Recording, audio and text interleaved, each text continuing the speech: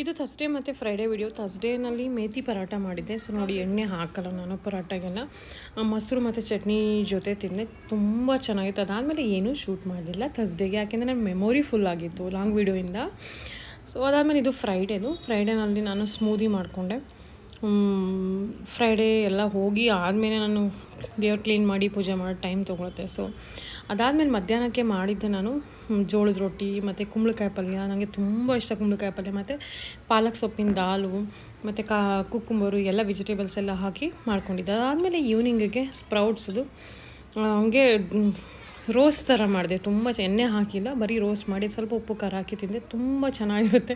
ನಾನು ಚಿಕ್ಕವಳಿಂದನೂ ಇದು ತಿಂತೀನಿ. ಅದಾದಮೇಲೆ ನನ್ನ ಮಕ್ಕಳು ಪಿಯಾನೋ ಮತ್ತು ಸಾಂಗು ಪ್ರಾಕ್ಟೀಸ್ ಮಾಡ್ತಾಯಿದ್ರು. ಏನೋ ಒಂದು ಮಾಡ್ತಿರ್ತಾರೆ ಇಬ್ಬರು ಸೇರಿಕೊಂಡು, ಅಷ್ಟೇ ಜಗಳನೂ ಕೂಡ ಆಡ್ತಾರೆ. ಅದಾದಮೇಲೆ ಜಿಮ್ಗೆ ಹೋಗಿ ಜಿಮ್ಮಲ್ಲಿ ಸಖತ್ತಾಗಿ ವರ್ಕೌಟ್ ಮಾಡಿ ಮನೆಗೆ ಬಂದೆ. ಸೊ ಇಷ್ಟ ಆದರೆ ಲೈಕ್